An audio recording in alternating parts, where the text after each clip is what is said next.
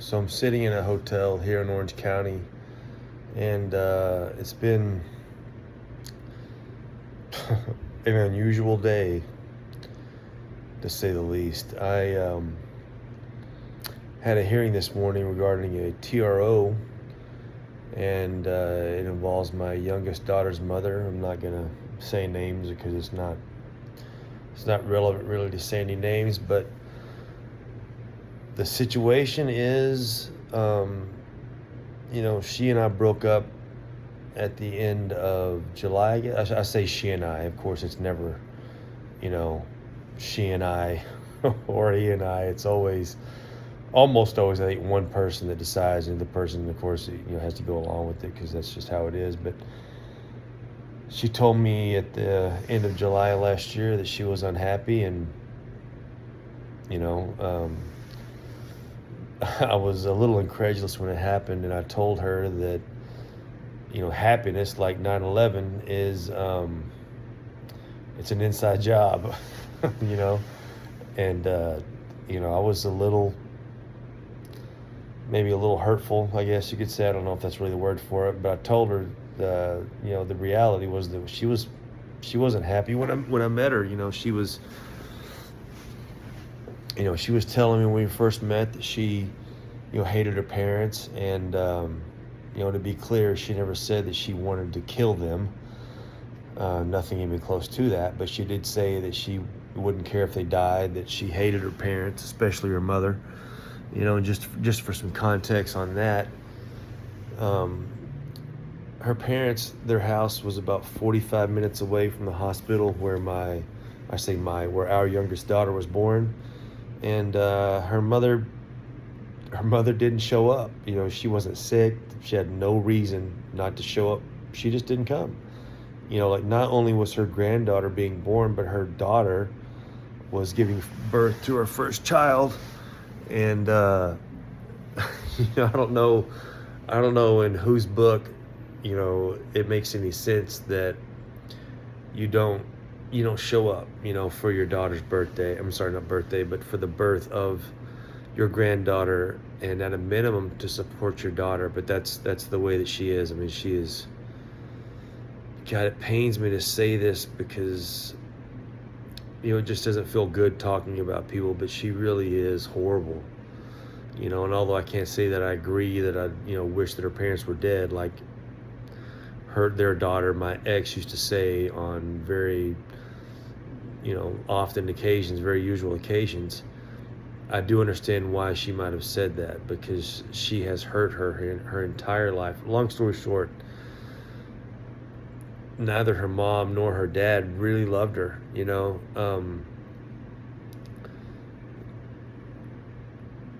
They are there to an extent, and they've always been there with a pocketbook to pay for things. Like they paid for all of her school.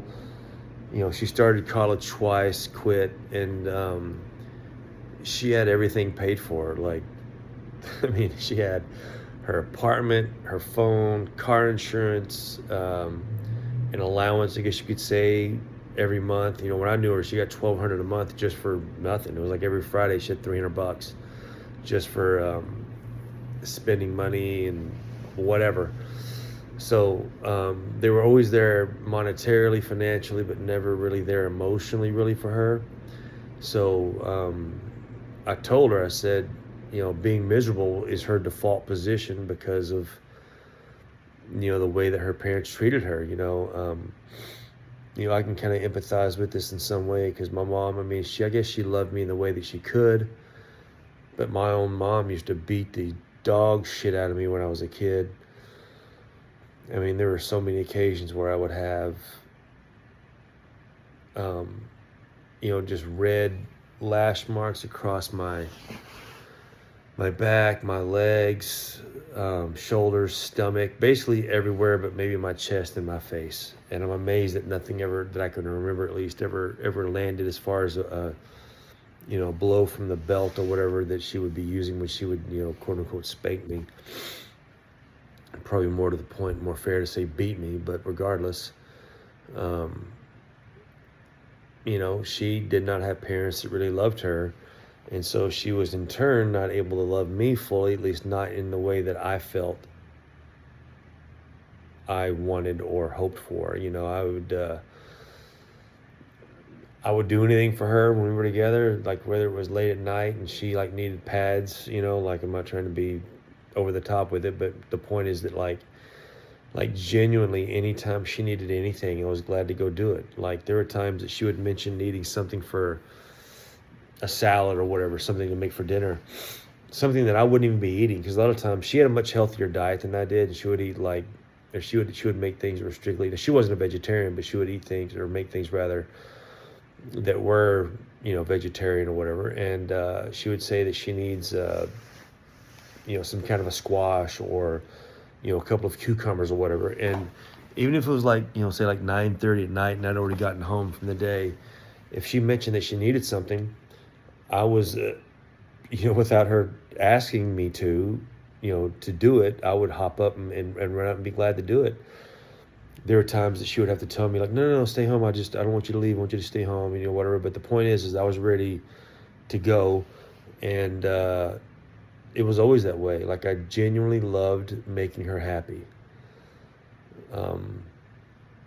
Obviously I didn't make her as happy as she would like to be, but I did love making her happy. And, one thing that definitely caused us to dissolve was a lack of intimacy. And besides the utterly insane amount of stress from my other daughter's mother, which I'll talk about some other time, there were a couple of occasions where my ex showed me that she did not really love me or really my daughter the way that I felt that we both needed and deserved, to be loved. There was a time where I had really bad food poisoning. And if any of you have had food poisoning, you know that it's something that, I mean, it'll break you, like it will fracture and destroy your ego, because your body is doing things that are just unpleasant. Let's just say it's unpleasant, right? You know what I'm talking about if you've been there. But she made a comment one time that whenever I get old, and the funny thing is she didn't say it with any kind of malice or like meanness in her voice. She was just speaking matter of factly that whenever I get old and I'm infirm, when I'm down, that she would have to put me in some sort of nursing home facility, some sort of like supervised care situation where like not even where it involves Alzheimer's or anything, but just where I'm here mentally and emotionally, but just physically broken, right? So she tells me in this kind of matter of fact way that I'm gonna have to be put into some sort of nursing facility when I'm older, because she either wouldn't want to or wouldn't be able to take care of me, which in my family, as dysfunctional as it may have been, I never saw a single member of my family in a nursing home. It was always the case that whenever you got old, you moved in with one of your kids, they took care of you until you died, and that's just what you did, and I'm not saying that that's right for everybody. I'm not judging people that don't do that, but that's how it is in my family, and so that's what I got accustomed to thinking should happen. And I know that that's what I would have done. My mother passed away 4 months ago or so from leukemia, and when she got sick, the first two things that I told her was that if she needed any kind of bone marrow transplant situation, that I would be there immediately, or whenever it was that it would be necessary for me to do that, and then I would come home to take care of her and to help her out with the drive, driving back and forth to doctor's appointments, whatever it may be, that I would be there for her. That's just, even if you're not like super close, because my mom and I did have issues, you just don't dump your loved ones in a nursing facility, unless it's like an Alzheimer's situation or something maybe extreme like that. You just don't put people that you care about into a facility like that, right? So when she told me that, it really broke my heart to hear, because I know that there's no way I would have done that to her. If a situation were reversed and I had to take care of her, there's like zero, and I mean zero chance that I would leave her in some sort of facility. I mean, there's just no chance. I mean, unless she had Alzheimer's where I couldn't leave her alone and it'd be safe for her, she would 100% have been with me in my care until the very end. You know, that's just how it would have been. But she couldn't do that for me because, you know, sadly, I think that her family just never really showed her the kind of love that she deserved to have. And so that's just what she was used to. It's like any other kind of environmental imprint, so to speak. When you're loved a lot as a child, I believe that normally that's what you reciprocate to your parents, to your children, to the people in your world, you know. And whenever conversely, whenever you're not loved like you should be, you know, that kind of sets a precedent that whenever you get older and it turns time for you to take care of someone else, that you're kind of unwilling or unable to do that. So anyway, those two things really just were kind of hollowing out for me to hear as far as like our relationship was concerned. And although I didn't stop loving her, I didn't stop caring about her deeply, it maybe like just it killed all the attraction I had for her. And it wasn't like she physically changed. It just killed the way that I felt for her. And so we hadn't been, you know, intimate in a really long time. And of course, it's not what I wanted ideally. I mean, I'm like anybody else. I would love to have that aspect of, you know, the physicality with my partner. But after what she showed me, it just changed something inside of me, and it just wasn't there. But long story short, she said that she was unhappy, and so we broke up. And things were amicable. I mean, it was heartbreaking for me because even though things weren't perfect, I still loved her very much, and I still, you know, wanted her in my daily life, and I didn't want to break up. But what superseded that is the fact that I really wanted my daughter to know what it was like to have a two-parent household. I grew up without my dad. I didn't meet him until I was 28 years old. And, you know, the thought of my little girl growing up without me in her life, as imperfect as I certainly am, it was very difficult to think of, right? So even as a part-time dad, like, even though that's not the worst situation, it was something that was really bad in my eyes. So, you know, I of course pushed back on the situation, but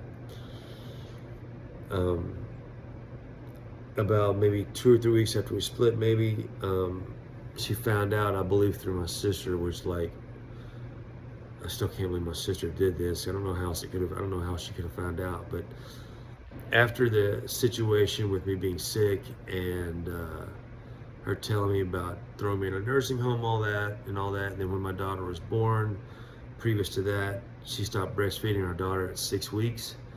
And I don't know if anybody out there is aware of this, but if you look at what every pediatrician says, at least all the ones that I've ever talked to, they all say a minimum of 6 months is recommended, and preferably a year. And that's because there are certain things in breast milk that just don't happen when you give a baby formula. There's like living things in there, like antibodies and what have you. And there's just things, a cow's milk, a goat's milk, like some formula is made from. It's not the same as a human's milk. I mean, we are made to take nutrition from our own species, you know, ideally. So, you know, my ex showed me on those two really, to me, really significant ways that she's not really there for her loved ones whenever they need her the most. And so, long story short, is I just wasn't intimate with her. I didn't feel that way towards her, even though I'd loved her and cared for her deeply, you know, and I wish that would have been the case with us, but it just wasn't. Sorry, I needed some water there. But fast forward to today, and I had a hearing regarding a temporary restraining order. So after we broke up, things were cool, as I mentioned. But then, according to not according, but I believe from my sister, she learned that on occasion, I never touched this woman. I never touched her. She was in California. I was in Hawaii. But there was a woman that I spoke to that I used to date before I had met my ex. And, you know, I thought this woman really cared about me. You know, I thought that we had a good connection. We were good friends before we dated. And I thought there was like some sort of depth to our friendship. And I talked to her probably like 2-3 times a year. But one of the times that I spoke with her was after that time that I got sick and was told that, when I'm old, excuse me, that I'll be thrown in a nursing home. And I was talking to this, ex/friend of mine, and I told her, and retrospectively, it was stupid to say because it has absolutely bit me in the ass. But I told this woman that I wish that I would have had a kid with her instead of Lana. And, I was just talking me out of my ass, I guess. I mean, it was so stupid. It was a throwaway comment. Like, I don't know. It was just something I shouldn't have said. But nonetheless, I said it. And then fast forward to after we broke up, my ex is talking to my sister. Again, I'm not positive, but I don't know who else could have said this. Considering the fact also that she and I haven't been cool for a long time, so I got pissed off at her for smoking in her car with her smoking cigarettes in the car with her kids, my niece and nephew. I got onto her one day when I was back home in Texas, and she got all pissed off about it, about, you don't tell me how to parent or whatever. But I just felt compelled to say something because she's smoking in the car with my niece and nephew, and my niece was like 3 at the time, so I think it's a super fucked up thing to smoke cigarettes in the car with your kid. And she was doing it, and I called her out. We were never cool since, but she got her payback whenever she talked to my ex and informed my ex that I occasionally, like literally twice or 3 times a year, would have a conversation with this woman. And she got a hold of her. I don't know if it's through Facebook or it doesn't matter, but she got a hold of her somehow. And my ex, and I don't know why she said this, man. It just sucks to, when you think you can trust somebody, you learn that you can't. But I told her, like I said, that I would have preferred it to be with her versus my now ex that I have this issue with. And understandably, it was very hurtful. I know that if I had heard that, it would be very hurtful to me as well. But what I meant was not necessarily that I wish I would have had the kid with her. What I meant to say, what I was saying really, is that I wish that I would have had the kid with someone that really loved me and really was there for me, because it's like I've never been married, although I would have liked to have been. I don't think that'll ever happen now because I'm so just burned and cynical from what I've gone through. But it says in sickness and in health, and that's a short statement, but it means a lot. And she showed me that was not the case. But regardless, my ex found out that I told my most recent ex found out that I told my other ex that I wished I would have had the kid with her instead of my most recent ex. My most recent ex heard this and got extremely upset, and I understand why she would have been upset about it. But she took my kid. She moved out of Hawaii, took my kid back to California, and has now kept me from her. It's hard to say. I mean, not that I don't know the answer, but just to say that she has kept me from my daughter since August. I have not seen my little girl since August.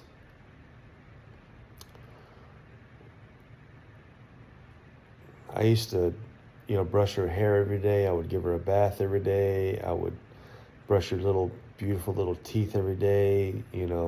I would cook for her, cook for my ex. I loved being a dad. I love my little girl, but her mom heard that I said this to my ex about wishing I would have had it with her instead of her.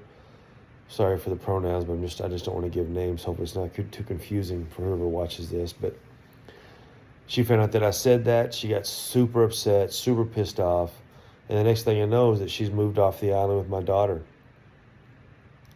And before she leaves, and I don't know how to do this because I'm 46, I don't know how to do this kind of stuff, but I've got many text messages from literally the 2 weeks or so after we split up, where my ex is saying come home, we miss you, or we'll always be your family. Or this one text, she was because I was telling her how concerned I was with the situation and being in a place where I'm not seeing my daughter, and she literally texts me and says, that's something that only a psycho like Mark Wahlberg in the movie Fear would say. And if you've seen the movie Fear, it is an intense movie. It's got Mark Wahlberg in it. It's probably 20 years old, but it is a dark, rough movie. But anyway, the guy's a complete psychopath, and she was saying that only someone like that would keep, a father like me away from their child. But that was quickly forgotten as soon as she found out about what I had done, right? So, um, turns into a situation where, she keeps me from seeing my daughter now for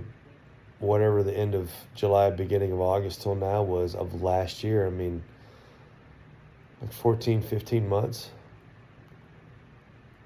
without seeing my baby girl.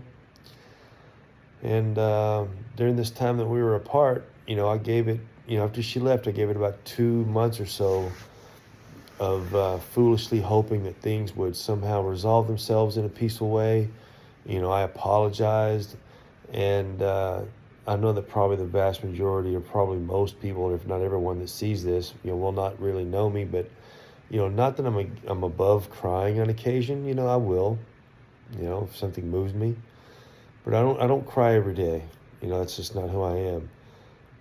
But after she took off and stopped talking to me, stopped letting me see my little girl, and again, this is not hyperbole, this is not an exaggeration, nothing like that. I cried every day for 3.5 months. There was not a day that went by that I did not cry. And all I did was drink and just sat on the couch and watched TV and just looked at my phone and just kept waiting for a call that never came. And like I said, I went 3.5 months every single day of crying. I kept having, these dreams that my life was this nightmare. And I would have a dream where we were still together and things were cool. We were hanging out and things were normal. And then I would wake up and realize the truth of the situation, that they were gone and that I hadn't seen my little girl in weeks and weeks and weeks. And it was something that was really hard to bear. There was a time whenever I tried to stop drinking, and I was never a drinker before that. I mean, I drank on occasion like anybody else, but having beer, honestly, was the only thing that took the pain away, and it was only very temporary, of course, and then the issue with drinking a lot is that it's a lot of calories and you put on weight, and it just really damages your physical health. It's not good for your mental health. Like, for anyone that's drinking out there to try to deal with stuff that's going on, all I can tell you is that it's going to give you a very momentary reprieve, and I understand what it's like to need those momentary reprieves of an hour or two of just not having an insane amount of pain. But if you stay on it very long, it's going to leave you in a really bad place. So, there was a time that I went, because before all this happened, matter of fact, whenever my ex did this, almost said her name. But when my ex did this, because I knew that, like, I needed to work on myself, I knew there was things I needed to do on the inside and the outside. I had been going to a therapist for about, like, probably a month and a half or two. I'd been going to the gym again, consistently, like I hadn't done in a while. And then that's when she decides to leave me. It's so crazy that I'd been going to the gym and to a therapist. And then that's the time that she decides that she's unhappy and wants to leave, right? So she takes my little girl, and I stay civil and, friendly, I guess you could say, for probably, a month and a half or two. Just thinking that maybe I would get a call, or that someone would let me know, like, hey, we're gonna work out a visitation situation where you see her this often, whatever, and we figured things out. But I went weeks and weeks and weeks, like 3.5 months, without any contact before a part of me just kind of changed, and I started thinking that, this woman's not going to. She's not going to call me. She's too hurt from what's happened. And again, I understand why she was hurt, not to the extent that she ended up being or acting like she was, but I understand why she might have been hurt. But she, gave me no contact. And I got to the point where I had to start, like, considering getting the courts involved. And, like, what that did to me was just tearing me up inside, because I know from experience, and I know from what I've seen from friends of mine, that once you get into a court situation with someone, that the possibility of you ever being friends again is basically destroyed, and that, there's no child that wants their parents at each other's throats, so to speak. I knew that, and I fought off the occasional desire to like I said, to finally go to the court, start filing paperwork and doing all that stuff. Like I did not want to do that, but I didn't see my daughter for 3.5 months. So finally, after ignored emails, ignored texts, contact with their parents all being ignored, I finally went the court route. Got the documents approved, got the packet that I needed to serve her with, and I have affidavit. I'm not going to show them on here because there's names on there, and there's I mean, I guess if there was someone that wanted to see it, I could black out names, I suppose. I don't know, but regardless, long story short is I have 21 affidavits where I hired the sheriff's department locally and a process server to try to find her, to get her served so that the court proceedings could begin, right? So she dodged all 21 attempts. I was never successful. She dodged every one.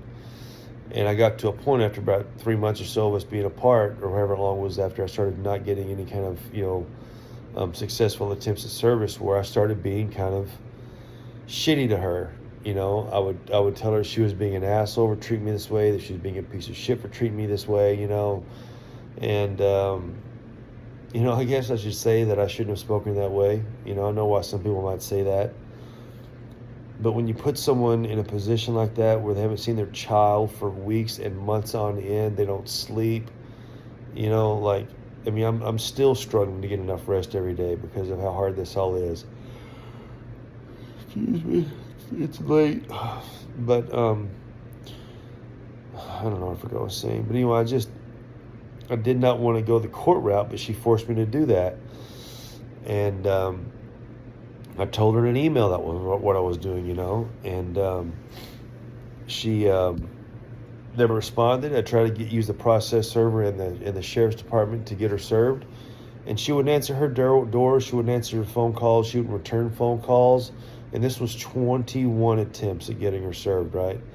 So she basically robbed me of the one avenue I had to rectify the situation and never see my daughter again, at least for any kind of near-term situation. So, as I mentioned, I got upset. I told her she was a piece of shit for treating me this way, and only a piece of shit would act this way. And and I'm sure people are going to say that you deserved it, whatever. It is what it is. But I told her that she told me many times, like I said, that she hated her parents, and I said it's because your dad didn't care about you like he should have, that you think it's okay to act this way towards me. That if he had loved her, there's no way that she would be this way. There's no way that he would allow it to happen. So, I got ugly with her on email. She told me to stop emailing her.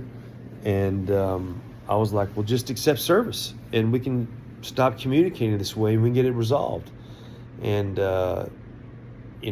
she continued to do nothing to help me get it resolved.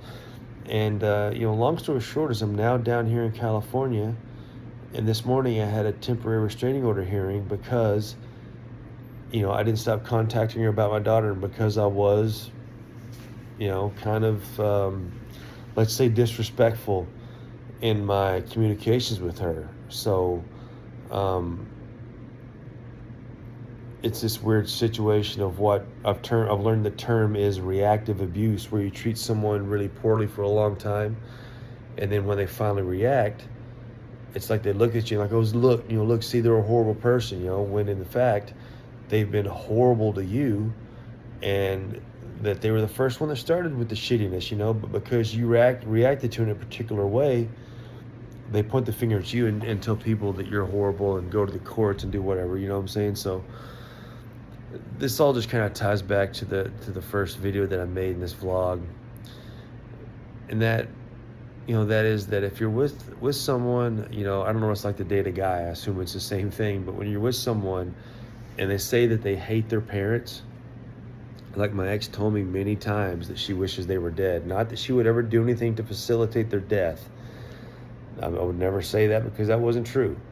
But she said many times that she wishes they were dead because they'd be better. Like her life would be better if they're gone, because they had a good amount of money. But they also would just stop being these negative, shitty people that she couldn't stand, right? So for anyone that watches this, if you're a young person especially, if you meet someone and they tell you that they hate their parents or anything along those lines, I know that everything in you might tell you that, oh, this person's different, you know, blah, blah, blah, like they're not like that or whatever.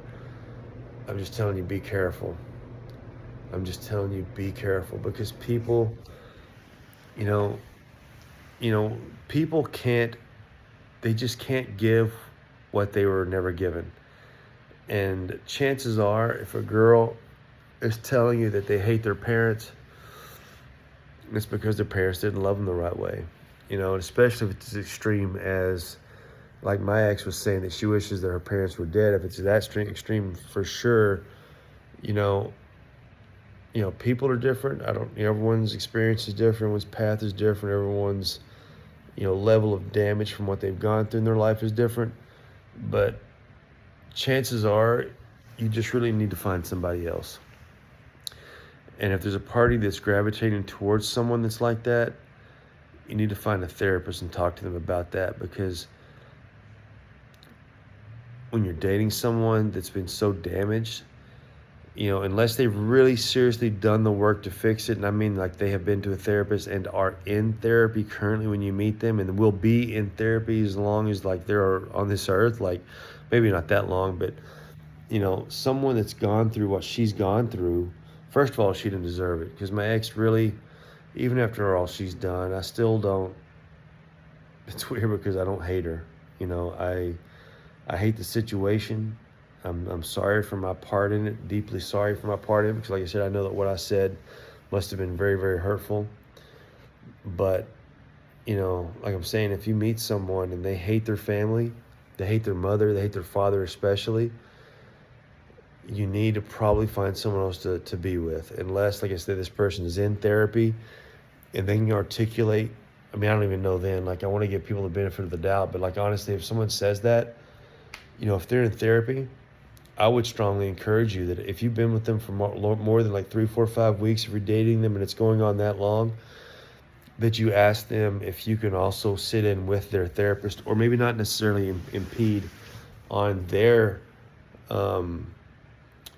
session that they have, but ask if you can have a couples therapy session. Not that anything's wrong, but I'm telling you, if you have someone that grew up in a situation where they weren't loved by both parents, or at least two parental figures like they should have been, they're not going to be able to give you what you need. They're just not.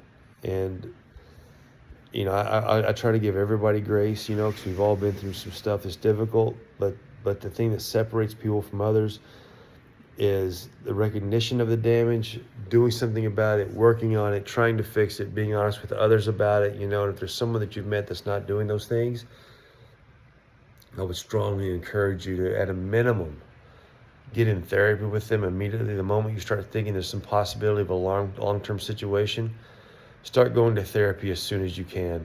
And not because something's wrong, but because whenever you've had emotional damage, and chances are, if you're like me, which if you're gravitating towards people that have damage as well from their family and their life and their childhood, you're really set up to fail. You've got to be in a situation where you've either got two people that have done a lot of work to recognize and address the things that they've been through. You got to find someone that's done the work, or you've got to be doing the work with them actively. And it's got to be an act of love, because you see value. And think about it like a gold mine, right? Like you see a gold mine and you think that there's a lot of wealth beneath the surface. Well, it takes work to get that wealth out, right? In real life and in figuratively speaking. And if you're with someone that you think that you care about, and you know that they've got issues, family issues, they hate their mother, they hate their father, and it's like a real thing, these are adults saying this, I just cannot tell you how much you need to be in therapy with this person. And people need to realize there's no shame in therapy. And the people that give you shame about it, or that think that there's a problem with therapy, like the ironic thing about it is that the people that think that it's kind of like the silliest or the most unnecessary are 100% of the time, almost always at least, the ones that need the most therapy. The people that are the most against it, or that think that it does the least amount of good, are the ones that need it the most. So I just want you guys, if you meet someone And now that I think about it, really, like even if they're not like damaged in a way that's super obvious and apparent, I think that even if there's no issues, if you meet someone that you think you might really care about, if you see a future with someone that you're dating, go to a couples counselor and don't think about it as therapy. Think about it as just counseling. Think about it as someone that's a third party that kind of helps you maintain what you have. You know, it's like say, I don't know if this is the best analogy, but say you wanted to plant a garden, right? And all you have is a handful of seeds, but you don't know how much sun that plant needs, how much water that plant needs, what kind of bugs might come and get it, how to kind of mitigate the effects of those bugs. Like there's a lot of stuff that like an experienced gardener would help someone. And it doesn't mean there's anything wrong with the inexperienced gardener. It just means that they're just not aware of the things they need to do to make sure that things are as healthy as they can be, where, you know, things can actually reach their full potential. So, I guess I'll close. You know, like I said, was just saying that if you meet someone you care about, even if they're not damaged, which chances are they are, because basically all of us are, you know, get in therapy, find, and that's not just any therapist. I want you to meet someone that first of all, you can tell genuinely cares about you, and two, they sound like they know what they're doing.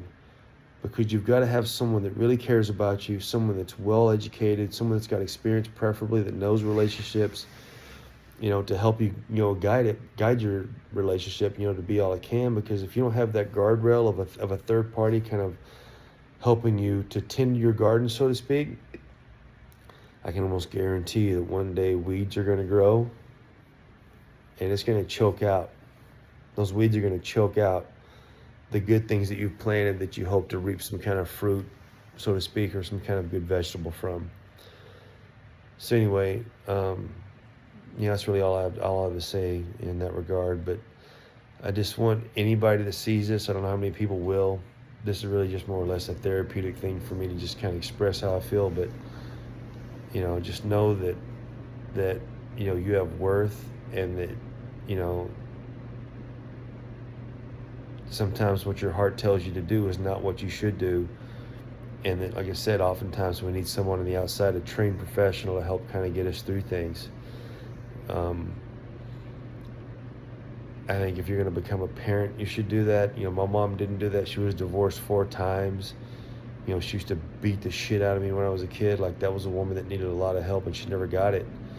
And consequently, she kind of put a lot of those complications and those issues into me. And I'm still, you know, now at 46, trying to deal with them and trying to recognize them and overcome them, and just have more agency over my life, you know. So anyway, for anybody that might see this, just know that you're not alone if you're going through some crazy shit. And I just want people to really understand that an ounce of prevention is worth a pound of cure. I don't regret having my daughters at all. I don't care what their mothers could do. My little girls are just unbelievably perfect little pieces of me that, like, there is no amount of money, there's nothing. I mean, because I could just walk away. Like, I was here in town for this TRO today, you know. And when her mom took her from me, I just could have walked away and given up. A lot of dads do. My dad didn't give a shit about knowing me. I met him for the first time when I was 28 years old, you know. So, you know, if I was one of those guys, I could have just walked away, and, you know, a lot of men do. I don't understand that. You know, for me to fight for my daughters and to try to stay in their lives, like, it's not even like a question. I don't know, but I know that's different. You know, I'm not better than anybody else. I just know that my experience was different, and it's produced a different person. But anyway, man, I just want people to be happy and healthy.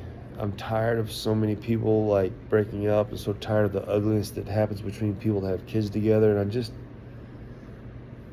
I know it's naive, but man, I just want the world to get along more, man. It's like Rodney King said, you know, can't we all just get along, you know? I know it's more complicated than that, but I just really wish that we could. So anyway, anybody that sees this, I want you to be careful. If you're going through some crazy shit, just know you're not alone. And if anyone has any kind of comments or wants to reach out, I would love to hear your experience, or just hear whatever you have to say. You know, this is just out there into the universe, into the ether, for whoever can see it, and wherever it goes, I guess it goes. So anyway, hope you guys take care, all right? Be good to yourself and to each other.